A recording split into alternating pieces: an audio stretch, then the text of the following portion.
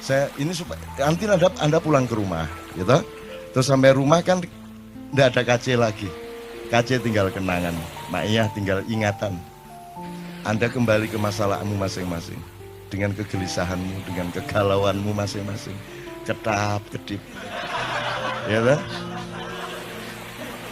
Ngiler melongo, ya kan?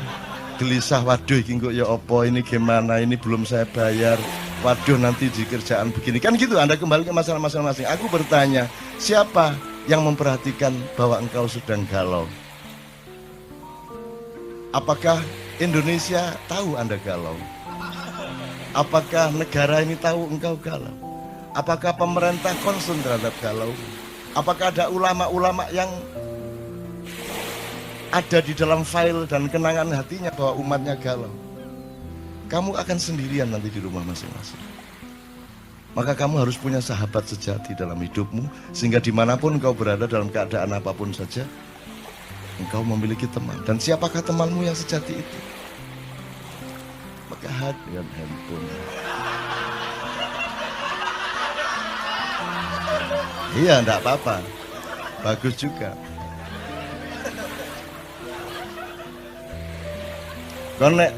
Kalau handphone juga terus terpaksa digadekno, ya kan?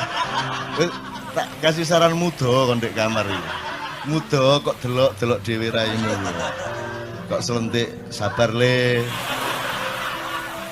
Terus ngilu kok jundu dhewe ala dapurmu gitu ya. Gitu. Oke, saya ingin mengatakan begini. Tolong kembali ke hidupmu yang sejati. Kemanapun engkau pergi, kamu harus selalu memiliki kesadaran untuk berpijak kepada yang sejati. Yang sejati itu gampang. Saya kasih 3 idiom. 1 cangkul, 2 pedang, 3 keris. Jangan dilihat kerisnya sebagai benda, jangan dilihat pedangnya sebagai benda, jangan dilihat cangkulnya sebagai benda, tapi sebagai pemahaman dan kesadaran. Kalau cangkul itu fungsi apa? Ya mayo mosok pacul kayak motong rambut kan itu ya. Maksud saya dia berfungsi apa? Berfungsi ekonomi. Makanya menteri pun kalau pergi ke kantor dia bilang sama tenaga, sebentar aku mau nyangkul, kan gitu. Jadi cangkul sebagai pemahaman mengenai fungsi ekonomi. 1 ekonomi. Dan ini kan yang terutama di Indonesia kan, kenapa orang Indonesia tidak ada yang hebat beneran kecuali yang jenius dari Allah langsung. Karena orang Indonesia itu bisa apa saja, ya, bisa apa saja tapi cita-citanya salah. Kalau orang Barat lumayan, bisanya cuma 1 hal, tapi mereka tidak punya kemungkinan, maka mereka bersungguh-sungguh dalam 1 hal itu, sehingga banyak ekspor master di hal-hal yang mereka konsentrasi. Kini sembarang iso, tapi gak ono sing serius dan salah tujuan. Salah cita-citanya apa? Kita itu inginnya kaya, kan gitu. Orang Barat inginnya bahagia. Ini menurut Rawahu Sabrang. Ini saya diceramai Sabrang. Saya diceramai Sabrang tadi malam. Jadi anak saya adalah guru saya dan itu nyata. Kan dulu saya bikin struktur ini, Ustaz. Jadi kenapa Islam, Sabrang juga nih yang ngomong, kenapa Islam pada abad 8 tidak bisa populer, tidak diterima? Karena yang membawa adalah pedagang. Nah, pedagang itu kastanya paling rendah, gitu kan.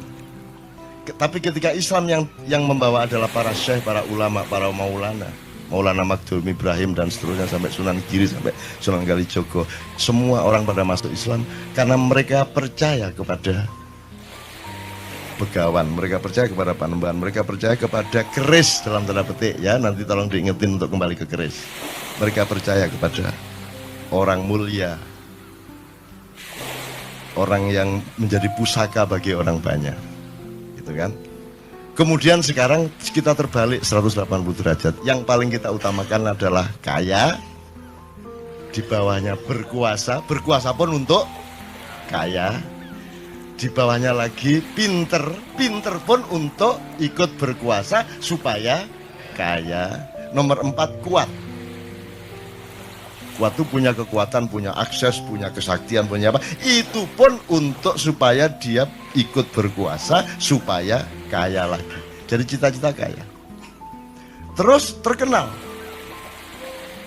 populer kan nyata bahwa populer itu menerobos seluruh kriteria kualitas hidup, sehingga seorang artis seksi itu bisa mencalonkan diri jadi wakil bupati. Jadi tidak ada rasionalitas dan alur nalarnya sama sekali secara politik dan kualitas demokrasi. Pokoknya terkenal di koran, dia bisa nyalonin diri jadi pejabat. Kan ngono.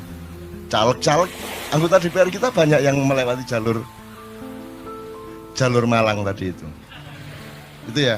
Karena kita sudah terbalik sama sekali, teman-teman sekalian. Nah, dalam keadaan seperti ini Anda tidak mungkin merubah keadaan. Maka kita harus menciptakan manusia baru. Nah, manusia baru ini saya kasih idiom tadi, keris, pedang, cangkul. Cangkul udah kita tahu fungsi ekonomi. Kalau pedang itu kekuatan dan kekuasaan, otoritas, regulasi. Ya, kalau tidak pegang pedang, Anda tidak bisa membuat undang-undang dan aturan. Yang boleh bikin undang-undang adalah orang yang sudah dapat pedang dari pilkada atau dari pilpres atau dari pileg. Kan gitu kan? Jadi pedang itu fungsi kekuasaan dan otoritas politik. Kalau keris, kewibawaan, kepribadian, kasepuan, pusaka. Sekarang aku tanya kepadamu, kamu kuliah? Sudah selesai? Sudah selesai? Oke. Kamu kuliah itu untuk cangkul, apa untuk pedang, apa untuk keris? Dah, isi kita ini, bukan mulai. Ayo pertanyakan kembali dirimu masing-masing. Kamu mengerjakan semua itu untuk cangkul. Kalau yang di seluruh Indonesia tadi kan semua untuk cangkul. Nah, kamu sekarang bertanya kepada dirimu masing-masing. Kamu itu kuliah jadi dokter apa segala macam, kerja macam-macam itu untuk cangkul, apa untuk pedang, apa untuk keris? Ketiga-tiganya iya, tetapi harus ada aksentuasi. Nah, monggo, ini pilihan. Maksudnya saya tidak menganjurkan apa-apa, cuman tolong diketahui. Apakah orang yang punya cangkul lihat ke desa-desa pasti punya pedang? Belum tentu punya pedang. Tapi Anda lihat semua orang yang punya pedang pasti punya cangkul. Benar nggak? Jadi kalau kamu semua mengerjakan semua itu untuk cangkul, goblok kamu. Mestinya kamu cari untuk pedang. Karena dengan pedang kamu pasti dapat pedang dan cangkul pasti kena. Gitu loh. Kalau orang punya pedang, punya cangkul, belum tentu punya keris. Tapi kalau orang sudah punya keris, dia pasti punya pedang, dia pasti punya cangkul. Jadi sekarang kamu mau apa? Kalau kamu cari keris, cari pusaka hidup, cari kepribadian hidup, cari integritas kata orang sekarang, ya, yang beneran gitu ya, maka otomatis kamu punya pedang, otomatis kamu punya cangkul. Tapi orang se-Indonesia tadi, karena tidak punya keris lagi, ibarat konstitusi itu tidak punya majelis rakyat lagi, yang ada majelis perwakilan rakyat. Ya, kita tidak punya panembahan, tidak punya pusaka, tidak punya. Karena orang sudah tidak mengerti keris. Itu ibarat sholat, cangkulnya sholat itu ya jungkar-jungkir itu. Ya tak? Pedangnya sholat adalah kebenaran syariat dan ucapan-ucapan di dalam sholat. Masuk ngene kan kudu Allahu Akbar. Masuk ngene kan aduh ya apa rek kabar itu. Sembuh. Dobol. Ini masuk sembahyang kayak ngono. Berarti pedangmu batal ya gitu kan? Nah, tetapi meskipun kamu sudah mencangkul dalam sholatmu, sudah pakai pedang dalam sholatmu, yang menjadikan sholatmu sah itu tidak ada dalam syariat, yaitu khusyuk. Betul enggak? Yang menjadikanmu selamat benar dalam kehidupan dan di depan Allah itu adalah kekhusyukan. Sebab kekhusyukan itu syaratnya adalah Anda fokus sama Allah, Anda ingat benar kepada Allah, Anda betul-betul berhadapan dengan Allah. Sekarang kamu coba bayangin kamu yang jadi Allah. Kamu bayangin ya, Kamu jadi Allah, terus ada anak orang-orang sholat. Kiswel dulu Allah harus bener San. Tapi hatinya ndak ke Allah. Kamu terima nggak itu sholatnya? Saya nggak mengatakan Allah ndak menerima loh ya. Saya ndak bilang Allah ndak menerima, terserah dia. Cuman kamu bayangkan umpamanya kamu itu Allah, terus kalau sembahyang nginangin itu gatel kon niku mari ngene kon nyolong ngono kan gitu ya.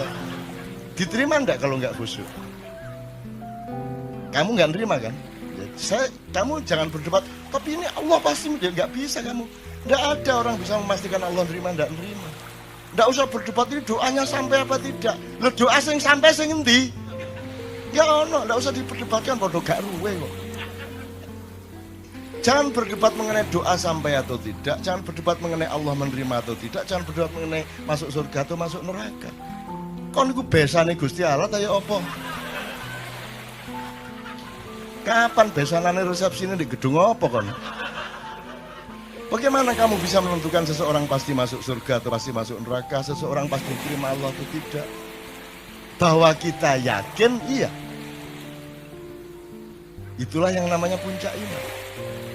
Tetapi kalau kamu disuruh menyatakan bahwa kamu diterima Allah, kamu tidak berani tanda tangan. Itu cuma keyakinan saya.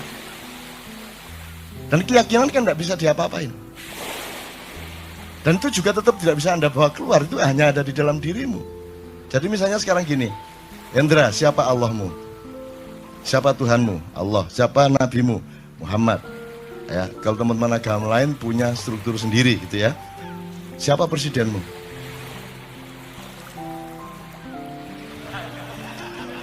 Upamanya ya. Jadi gini teman sekalian. Kalau Allah, kamu dapat resiko besar dan tidak mungkin tidak kamu akui. Nabi Muhammad juga begitu. Karena ada alasan rasional, bukan soal korps, bukan soal golongan. Ada asbabun nuzulnya, ada mantiknya, ada semuanya. Tapi kalau selain yang dua itu boleh enggak kamu enggak mengakui? Saiki ditegesno ndek awakmu iku. Jadi kamu sekarang ngakuin enggak yang selain dua tadi itu? Boleh enggak sekarang kamu enggak ngakui? Nah, ya sudah enak toh. Kan boleh kamu enggak mengakui. Jadi dulu enggak usah terlalu pusing juga. Gak tak akoni kok. Meneh itu repot. Ketok di TV ya gak tak akoni dapurmu kan gitu kan. Kan gitu kan. Kalau dia pas lewat kita kepergok, ya saya nggak akan memperlakukan dia sebagai presiden. Kan begitu. Ya aku liwat sakarepku. Masih ono tuet aku liwat sakarepku kata lapo kon. Aku urip dikai Gusti Allah kok. Mosok ngabekti karo sing wong kabeh ono pantes-pantese kan. Kabeh iki nek gak apik ya pinter, nek gak pinter ya pantes ngono lho. Iki gak kabeh ya apa iki? Ya bojoku gak pinter gak apa-apa angger ayu, ngono to? Gak ayu gak apa-apa angger ngabekti kan. Iki gak kabeh. Ya apa pinter gak ngabekti gak ayu gak. Ya apa? Maka bal huwa yakun. Nah, sekarang teman-teman sekalian, kalau ada mutiara di luar dirimu, kamu harus bersyukur kepada Allah. Kalau ada orang yang mengingatkan kamu kepada bahwa dalam hidup ini Allah bikin macam-macam, kadarnya macam-macam. Nabi aja beda-beda kok. Masuk Nabi podo kabeh. Terus nanti di surga haknya sama. Ya beda. Ada yang kekasihnya Allah, ada yang sahabat karibnya Allah, ada yang juru bicaranya Allah, ada yang sembelihannya Allah. Kan gitu. Ismail sembilannya Allah. Terus rumah kamu juga enggak ngerasain deh jadi Ibrahim. Bayangin kamu jadi Ibrahim, disuruh Allah nyembelih anaknya, itu gimana rasanya coba? Kamu tenang-tenang aja.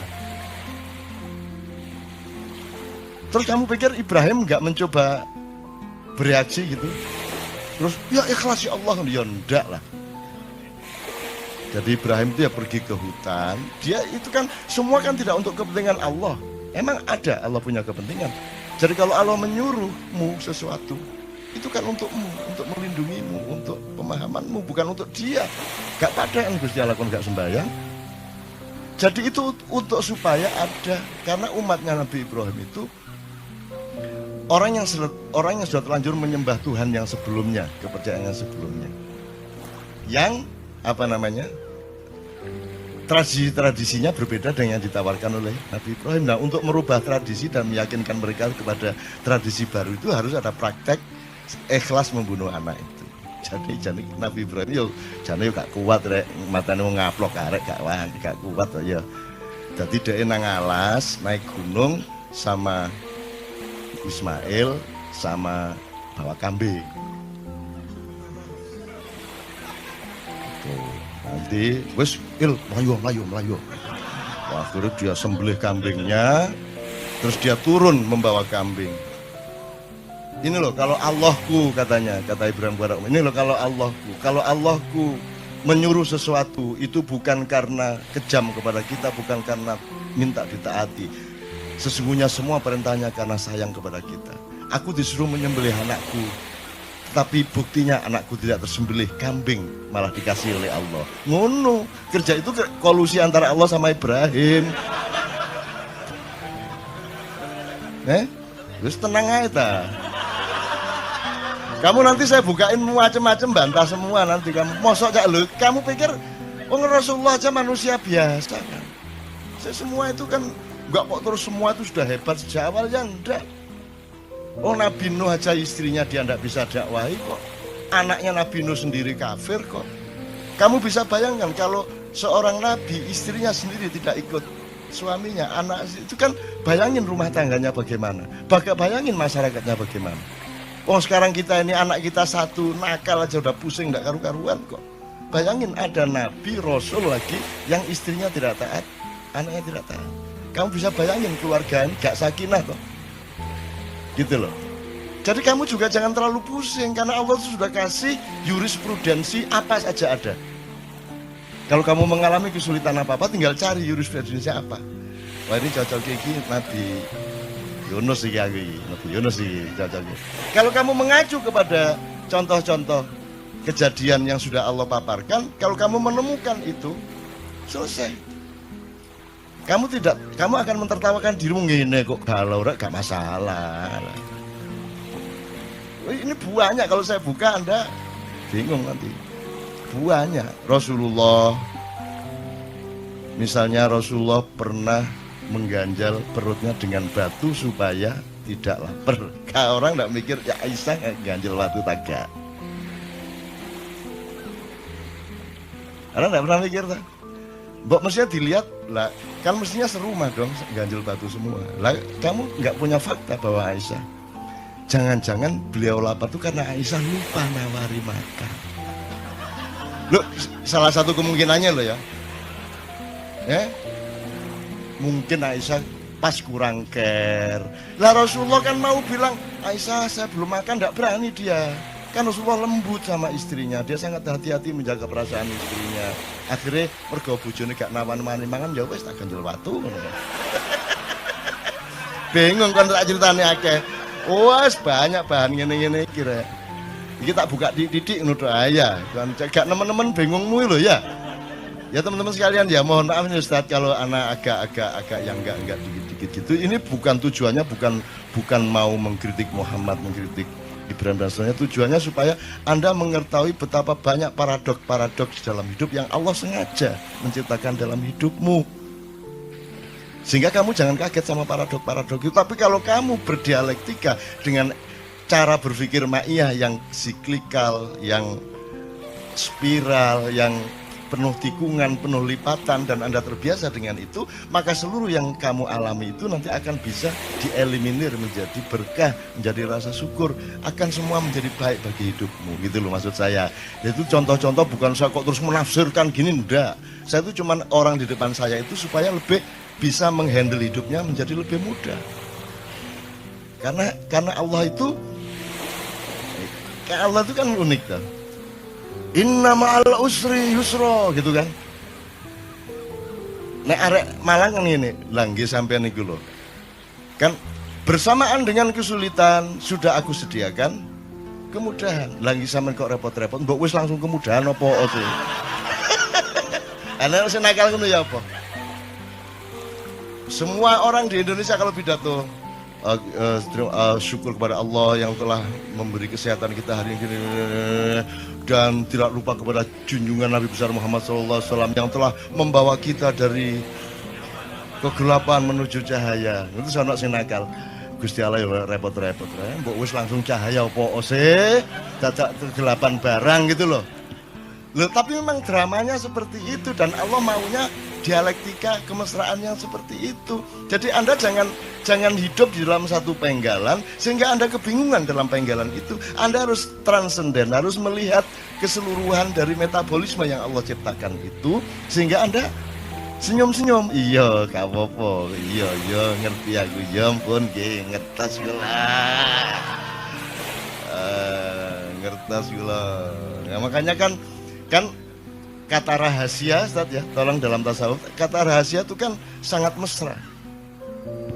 Kalau sudah Allah ngomong sirrun, asrarun gitu ya, itu kan salah satu kemesraan itu karena kita punya rahasia, punya ketidaktahuan, punya kesulitan, punya kebingungan. Kalau kita nggak punya kesulitan, gak enak. Makanya ya saya doakan Anda penuh kesulitan hidup Anda. Oke teman sekalian, alhamdulillah bilamin. Pokoknya pulang dari sini ingat ya, kamu harus masing-masing sendiri dan kamu harus menemukan. Oh enggak masalah, saya cari keris. Saya cari keris dan pasti pedangnya dapat, pasti cangkulnya dapat. Percaya itu, percaya.